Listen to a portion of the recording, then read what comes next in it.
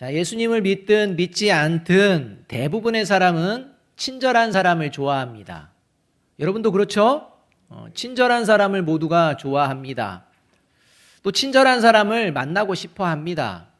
자, 그렇다면 다음 중 친절한 사람을 가장 쉽게 만날 수 있는 곳이 있다면 어디일까요? 자, 네 군데를 알려드릴 텐데 여러분들이 삶의 자리를 살아내면서 친절한 사람을 가장 쉽게 만나는 곳이 어디인지 한번 대답해 보시기 바랍니다. 1번 마트, 2번 백화점, 3번 은행, 4번 교회. 뻔한 질문을 그렇게 하고 계십니까? 이런 건데요. 여러분 정말 그렇습니까?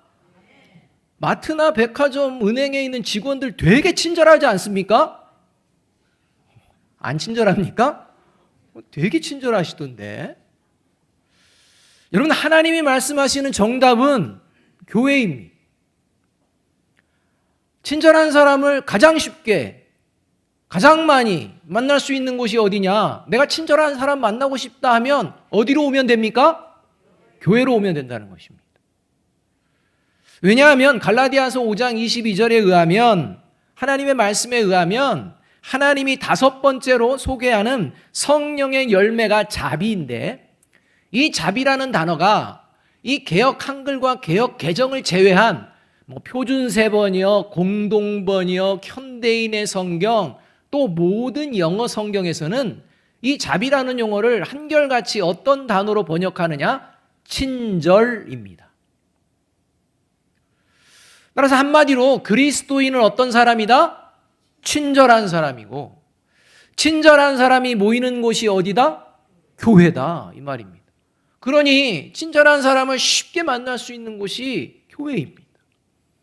자, 우리 좌우에 있는 분들 한번 보십시오. 친절하시죠? 고개를 갸웃거리는 분도 계십니다. 본인은 어떠십니까? 친절하십니까? 그래서 예수님은 구원받은 하나님의 자녀들의 마땅한 모습이 이러하다라고 말씀하시는데 그게 누가복음 6장 36절 말씀입니다. 함께 한번 읽어보겠습니다. 시작. 너희 아버지의 자비로우심 같이 너희도 자비로운 자가 되라. 하나님의 자비하심 때문에 하나님의 자녀가 되었으니 하나님의 자녀가 자비, 친절을 베풀며 사는 것은 마땅하고 당연한 것이다 라는 말씀입니다. 그래서 하나님 너희의 아버지가 자비로우신 같이 너희도 자비하라라는 겁니다. 바라기는 하나님의 말씀 안에서 저와 여러분 그리고 우리 아름다운 교회 공동체가 친절한 성도로 가득한 자비로운 공동체가 되어지기를 간절히 소망하고 기도합니다.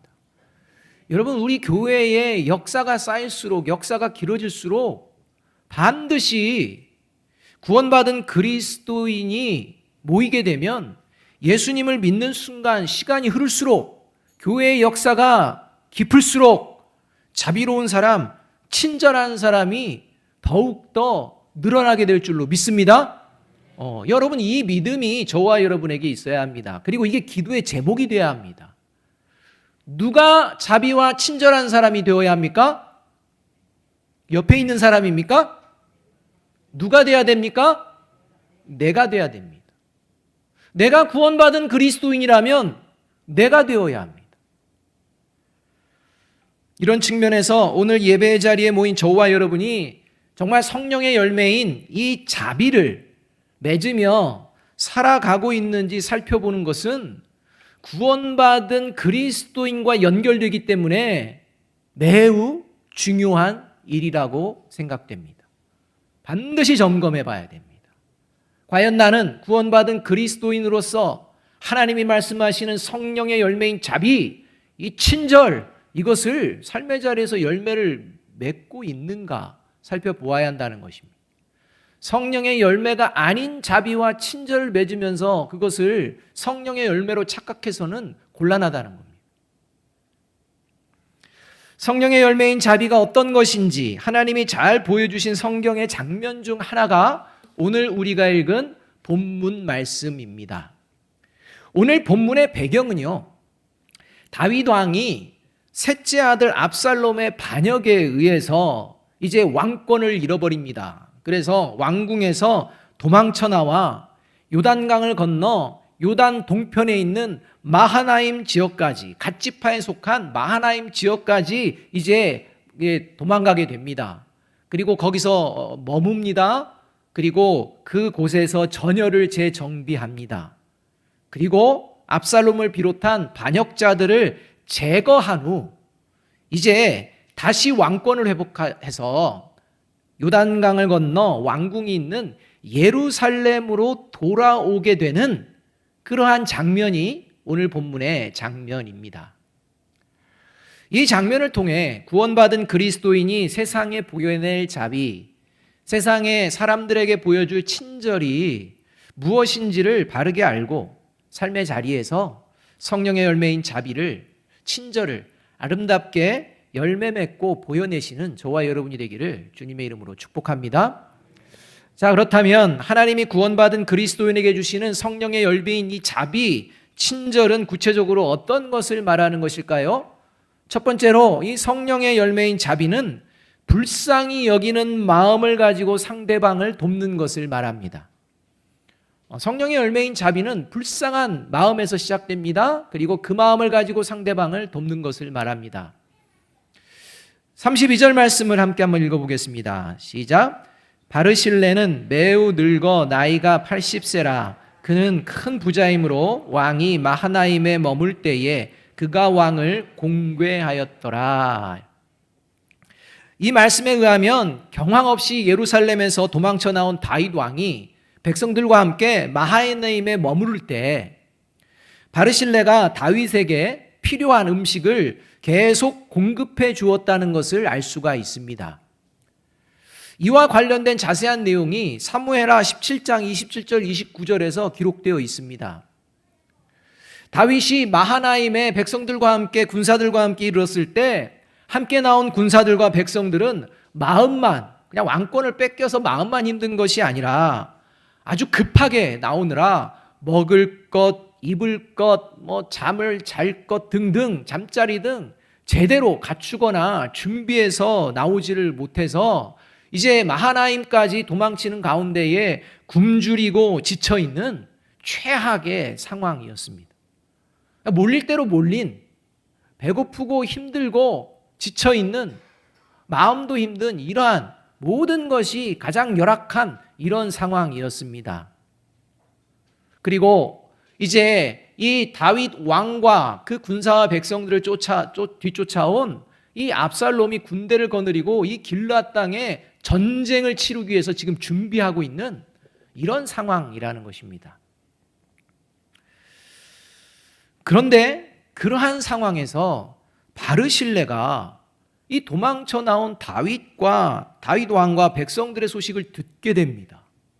이걸 듣자마자 이 다윗 왕과 군사와 백성들이 필요한 모든 음식, 잠자리, 모든 것들을 그냥 제공합니다. 친절을 베풀게 됩니다. 그래서 그 상황을 사무엘하 17장 28절 29절 상반절에서 이렇게 이야기해 주고 있습니다. 침상과 대야와 질그릇과 밀과 보리와 밀가루와 볶은 곡식과 콩과 팥과 볶은 녹두와 꿀과 버터와 양과 치즈를 가져다가 다윗과 그와 함께한 백성에게 먹게 하였으니입니다. 그냥 음식을 공급했다 이렇게만 써도 되는데 일일이 나열하는 이유가 어디 있습니까? 최선을 다해서 친절을 베풀었다는 것입니다. 근데 여러분, 우리가 이 상황이 과연 친절을 베풀 수 있는 상황인지를 생각해 봐야 합니다. 여러분, 바르실레는요, 지금 다윗 왕을 뒤쫓아와서 전쟁을 준비하는 압살롬이 실세라는 것을 알고 있습니다. 그리고 다윗 왕은 왕궁을 빼앗기고 도망 나온 처량한 신세, 그리고 지금 몰릴 대로 몰려있는 그런 상황이라는 것도 알고 있습니다. 그리고 이제 나이 80세입니다. 큰 부자입니다. 남은 여생 편안하게 지낼 수 있는 이러한 상황입니다.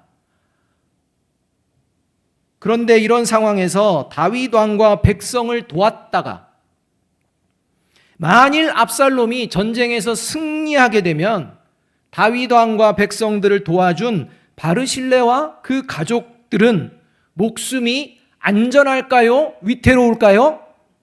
위태롭습니다. 여러분, 상황이 이런 상황이라는 겁니다. 지금 남은 여생 얼마 없습니다. 편안하게 살 수 있습니다. 그런데 지금 실세가 전쟁을 준비하고 있고 이제 아무런 능력 없는 것 같은 다윗 왕과 군사들이 궁지에 몰려 있는 것입니다. 그리고 허기에 지쳐 있습니다. 여러분, 이런 상황에서 다윗과 이 백성들을 도왔다가 압살롬이 승리하게 되면 이제는 자신은 물론 자신의 가족까지의 목숨도 이제는 보장할 수 없는 이런 상황이라는 것입니다. 저와 여러분이 바르실레의 이 상황이라면 어떻게 하시겠습니까? 저와 여러분이 바르실레가 돼보자는 것입니다. 그 가족이 돼보자는 것입니다. 목숨을 걸고 친절을 베푸시겠습니까? 아니면 모른 척 하시겠습니까? 이런 상황에서 바르실레는 다윗 왕과 백성들에게 최선을 다해 친절을 베풀었다는 겁니다. 무슨 말입니까? 목숨 걸고 친절을 베풀었다는 것입니다. 그리고 그 이유를 사무엘하 17장 29절 하반절에서 불쌍히 여기는 마음 때문이었다고 분명하게 기록합니다. 사무엘하 17장 29절 하반절 이렇게 기록합니다. 이는 그들 생각에 백성이 들에서 시장하고 곤하고 목마르겠다 함이더라. 여러분, 바르실레가 다윗 왕과 그 백성들을 도와준 이유는 누가 강한지 이런 걸 따지는 게 아닙니다. 지금 현재 다윗 왕과 백성들이 지금 굶주려 있다는 것입니다. 죽을 지경에 처했다는 것입니다. 그래서 음식이 없으면 안 된다는 겁니다. 불쌍하다는 것입니다. 그 마음 때문에 도와줍니다. 자기 생명 걸고 말입니다. 여러분, 이렇게 불쌍한 마음으로 상대방을 돕는 것이, 정말 상대방이 도움이 필요할 때 돕는 것이 자비요 친절입니다. 그런데 여러분, 이 모습을 통해서 불쌍히 여기는 마음과 관련해서 우리가 분명하게 좀 구별해야 될 게 있습니다. 뭐냐 하면 일반적으로 불쌍히 여기는 마음을 측은지심이라고 합니다. 측은지심. 이 측은지심은 모든 사람에게 다 있습니다. 그러니까 예수님을 믿지 않는 사람들도 불쌍히 여기는 마음, 이 마음이 있어서 누군가를 도와줍니다. 누군가에게 자비를 베풀고 친절을 베풉니다. 측은지심이 다 있기 때문입니다. 일종의 자비요 친절인 것입니다. 불교와 같은 타 종교에서도 자비를 강조합니다. 그래서 어떤 분들은 자비의 종교 하면 불교를 먼저 떠올리기도 합니다. 그만큼 이 자비, 그다음에 친절, 측은지심 이러한 것들은 모든 사람들이 가지고 있는 그러한 모습이라는 것입니다.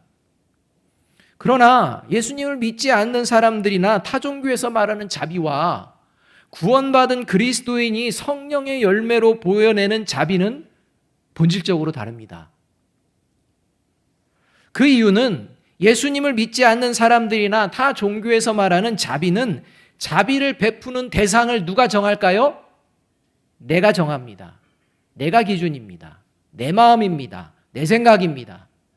내가 자비의 대상을 정해서 그래서 자비를 베푸는 것입니다. 내가 자비를 베풀고 싶지 않거나 베풀고 싶지 않은 경우가 발생이 되면 자비를 안 베풉니다. 그래서 항상 자비의 대상도 또 자비를 행하는 것도 내가 결정을 하게 됩니다. 특히 자비를 베풀었다가 도리어 화를 입는 경우가 생길 수 있는 경우에는 자비를 베풀지 않습니다. 불쌍한 마음이 없다는 게 아닙니다. 분명히 불쌍합니다. 그런데 이 불쌍한 상황에서 내가 돕다가는 내가 좀 어렵겠는데 그러면 이제는 자비를 베풀 수 있는 대상에서 제외를 시킵니다. 여러분, 이게 세상 사람들이 생각하는 자비와 친절입니다. 한 예로 최근 울산의 한 아파트 단지에서 8살 난 아이가 개에게 공격을 당하고 물리게 되었습니다.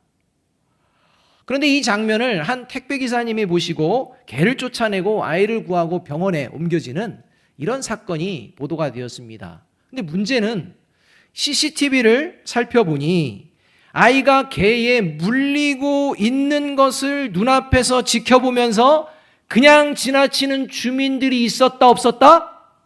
있었다는 겁니다. 여성분도 있었습니다.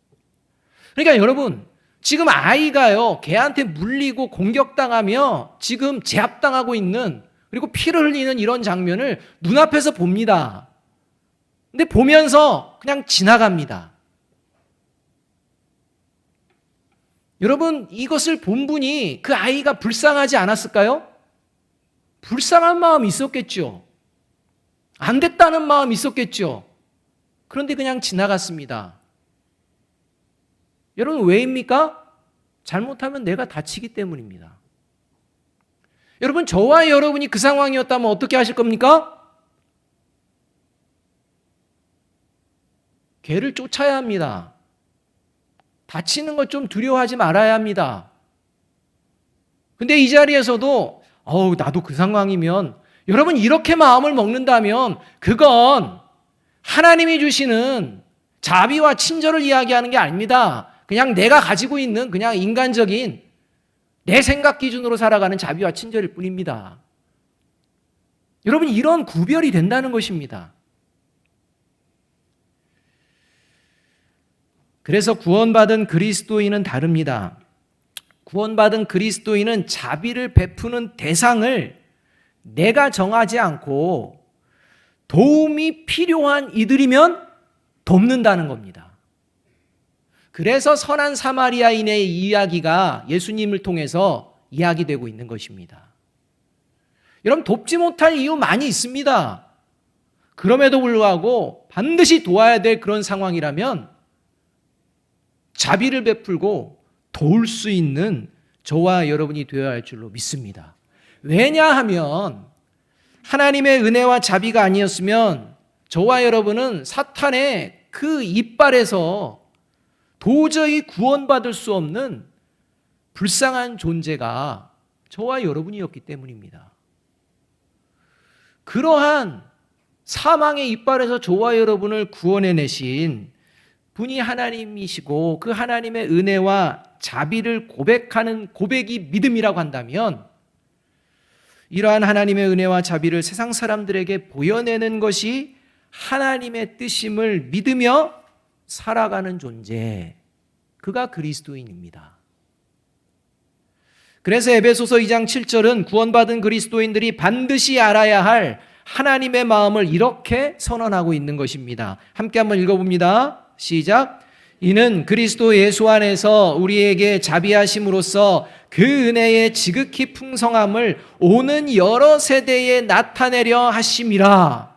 여러분, 하나님의 지극히 풍성하신 자비하심을 오는 여러 세대에 하나님이 나타내시려고 하는데 누구를 통해 나타내시는 것입니까?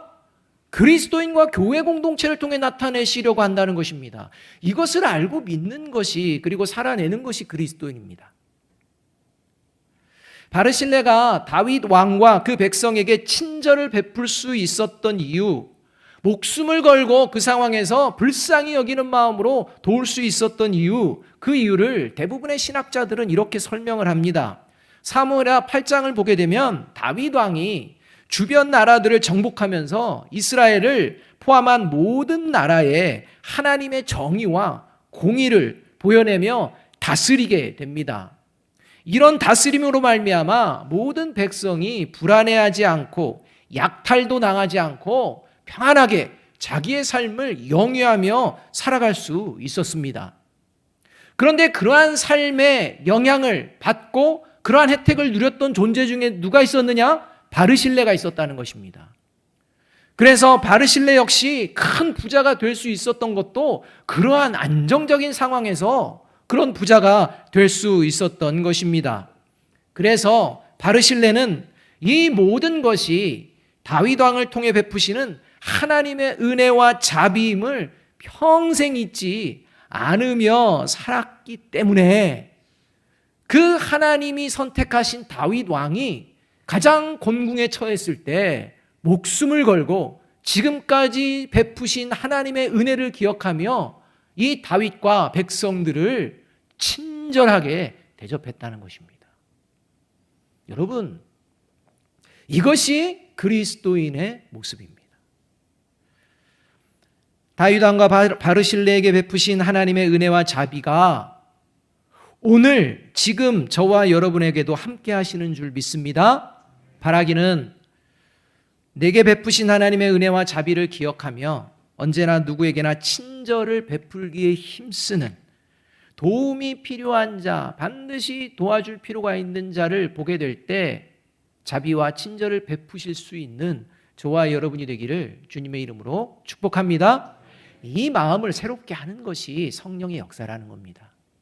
두 번째로, 성령의 열매인 자비는 대가나 사람들의 인정을 바라지 않고 상대방을 돕는 것을 말합니다. 위기의 상황에서 바르실레로부터 도움을 받은 다윗 왕이 이제 왕권을 회복하며 예루살렘에 돌아가면서 33절에서 바르실레에게 이렇게 이제 이야기를 합니다. 왕이 바르실레에게 이르되 너는 나와 함께 건너가자. 예루살렘에서 내가 너를 공궤하리라. 내가 친절을 받았으니 이제 너에게도 내가 친절을 베풀겠다, 이런 마음입니다. 다윗 왕은 바르실레가 베풀어준 그 친절을 인정합니다. 그리고 그의 합당한 대가를 충분히 보상해 주겠다, 이 생각으로 예루살렘에 함께 가자라고 청합니다. 이때 이 이야기를 들은 바르실레가 36절에서 이렇게 대답합니다. 같이 한번 읽어봅니다. 시작. 당신의 종은 왕을 모시고 요단을 건너려는 것뿐이거늘 왕께서 어찌하여 이 같은 상으로 내게 갚으려 하시나이까?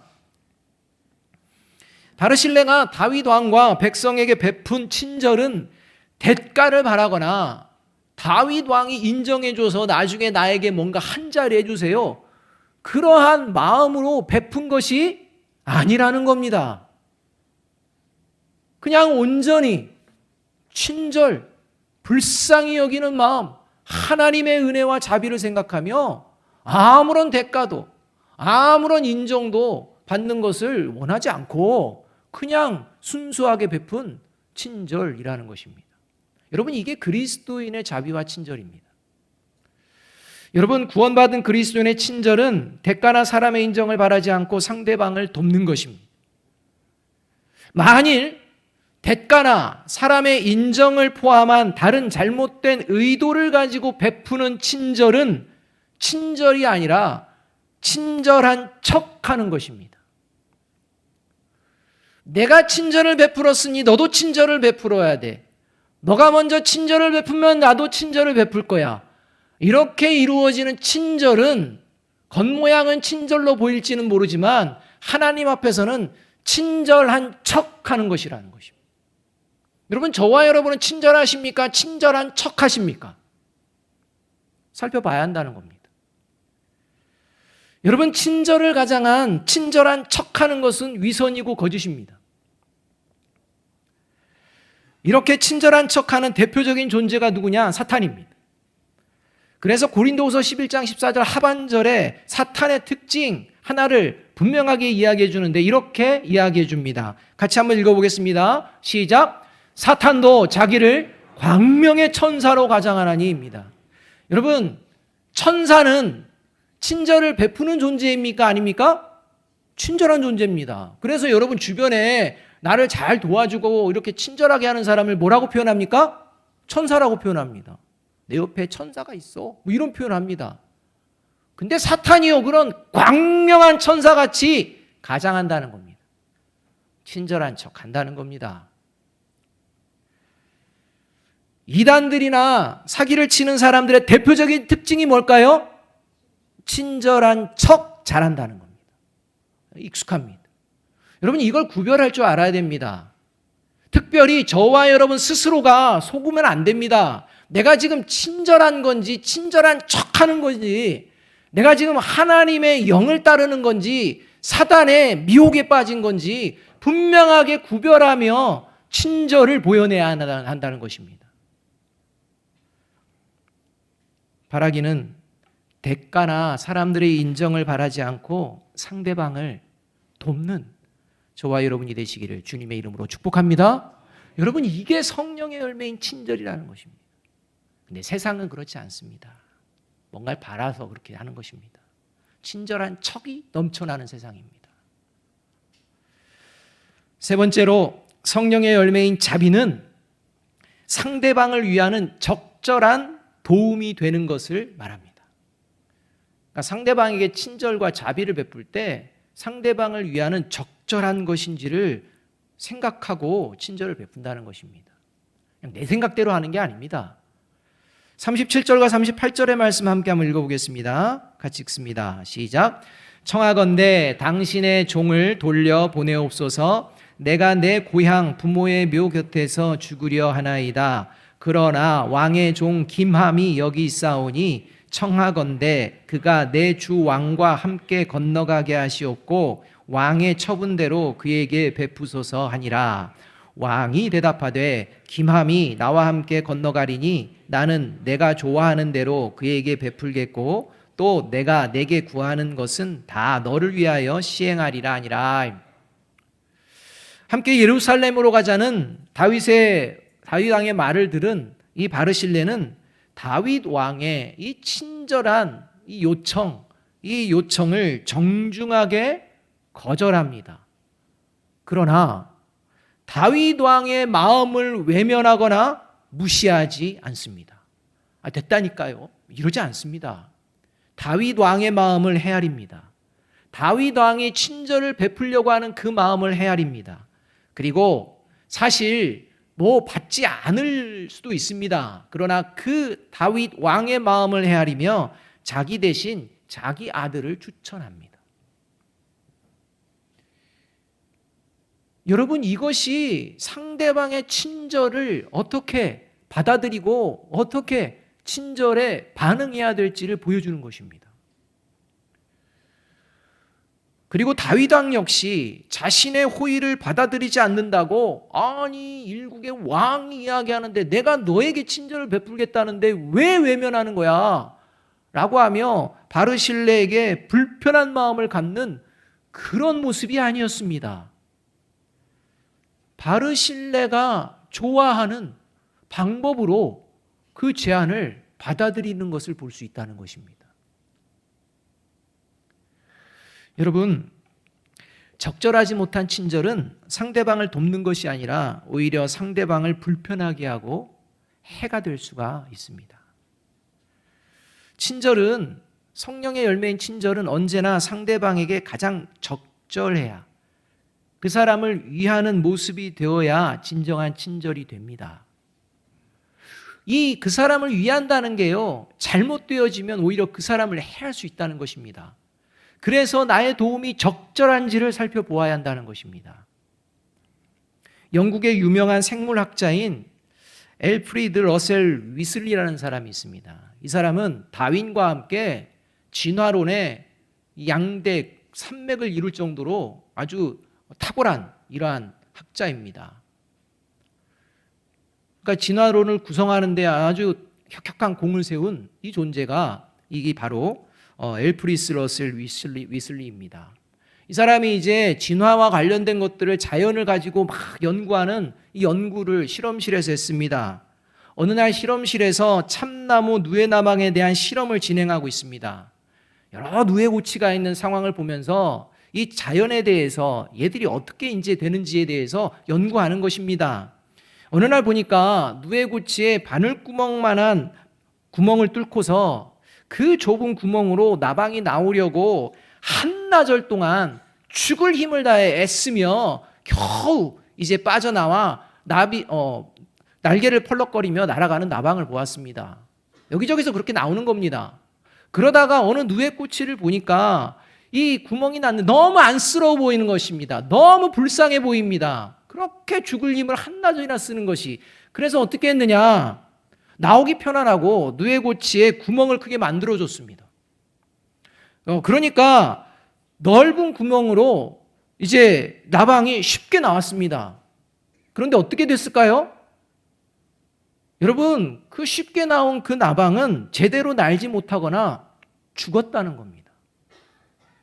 제대로 날거나 살아나지를 못한다는 겁니다. 여러분, 나방을 위해 자신은 친절 베푼다고 생각했습니다. 그래서 구멍을 넓혀줬습니다. 그런데 나방에게는 적절하지 못했습니다. 나방은 죽었습니다.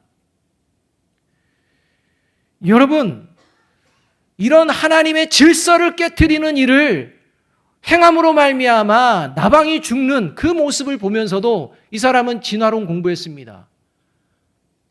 여러분, 진화론을 만듭니다. 진화론을 발표합니다. 이것이 인류를 위한 것이라고 착각합니다. 그런데 이 진화론으로 말미암아 얼마나 많은 사람들의 영혼이 죽어가고 있습니까? 여러분, 자신은요 열심을 냈다고 합니다. 사람들을 위한 것이라고 합니다. 그런데 사람을 죽이는 것이었습니다. 여러분, 이런 일들이 얼마나 많이 이 땅 가운데 일어납니까? 우리나라 음란을 행하는 자들에게 더 편안한 삶을 보장한다고 간통법을 없애버립니다. 여러분, 이런 일이 벌어지지 않습니까? 동성애자들에게 동성애는 죄가 아니라고 이렇게 이제는 이야기하는, 그래서 저들에게 친절을 베풀고 자비를 베풀고 이게 진정한 인류애라는 이런 얘기를 한다는 것입니다. 여러분, 또 로또 아시죠? 여러분, 로또 광고, 어떤 광고가 나오는지 아십니까? 로또 광고하기 전에요, 불우한 가정에서 자란 이런 불우한 청소년들이 이제 학업을 열심히 하고 또 뭔가 계획을 가지고 뭔가 진취적으로 나아가는 이런 광고를 쭉 합니다. 그런데 그러한 도움을 받는 그 연결고리가 어디다? 로또다, 이렇게 설명합니다. 여러분은 얼마나 친절하고 자비롭게 들립니까? 근데 그러합니까? 아닙니다. 이렇게 친절한 척 포장해서 인간의 영혼을 죽이는, 그러면서도 모르는, 이 친절이 적절한 것인지 아닌지도 모르는 이러한 세상이 저와 여러분이 살아가는 세상이라는 것입니다.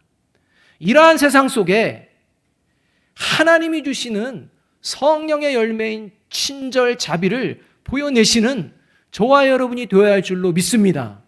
여러분, 흔히 물고기를 주지 말고 어떻게 해라? 물고기를 낚는 법을 가르쳐 주라. 이게 유대인의 일종의 교훈입니다. 스스로 물고기를 잡을 수 있도록 물고기를 낚는 법을 가르쳐 주는 것이 현명하고 적절한 도움인 것이 분명합니다. 그러나 당장 물고기가 없으면 안 되는 형편에 있는 사람에게는 최소한의 물고기를 주고 그 다음에 물고기 낚는 법을 가르쳐야 합니다.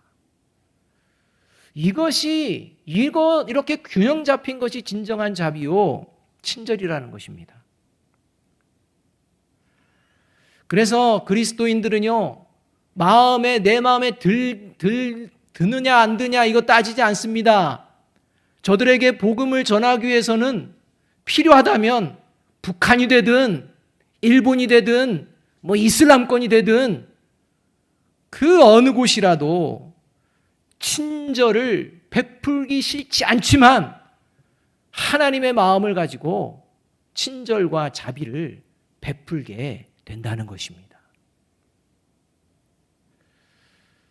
이렇게 하나님이 기뻐하시는 자비와 친절을 베푸는 바르실레를 위하여 다윗 왕은 39절에서 하나님께 축복의 기도를 올려드리고, 다윗 왕 때는 물론이요 솔로몬에게도 하나님의 축복이 바르실레 가문에 계속 이어지도록 유언으로 당부하는 것을 우리가 볼 수가 있습니다. 그것이 열왕기상 2장 7절 말씀입니다. 이렇게 이야기합니다. 마땅히 길앗 바르실레의 아들들에게 은총을 베풀어 그들이 내 상에서 먹는 자 중에 참여하게 하라. 다윗 왕 때뿐만 아니라 솔로몬 왕 때까지도 그 아들들이 왕의 식탁에 함께 참여하는 이런 축복을 누리게 되었다는 것입니다. 사랑하는 여러분, 저와 여러분에게 하나님은 복을 주시기 원하십니다. 하나님은 저와 여러분과 영원한 천국 잔치에 함께 하시기를 원하십니다. 그 영광의 자리에 우리가 참여할 수 있는, 복받을 수 있는 그 길, 복을 받은 것을 확인할 수 있는 그 길을 가르쳐 주십니다. 그것이 누가복음 6장 36절 말씀입니다. 다시 한번 읽어봅니다. 같이 읽습니다. 시작. 너희 아버지의 자비로우신 같이 너희도 자비로운 자가 되라. 여러분, 여기서 자비로운 자의 대상이 있습니까? 없습니까? 없습니다. 오늘 이 시간부터 저와 여러분이 누가 되었든 어떤 상황이든 저와 여러분이 할 수 있는 하나님이 주신 자비와 친절을 베푸시는 저와 여러분이 되기를 주님의 이름으로 축복합니다. 기도하겠습니다.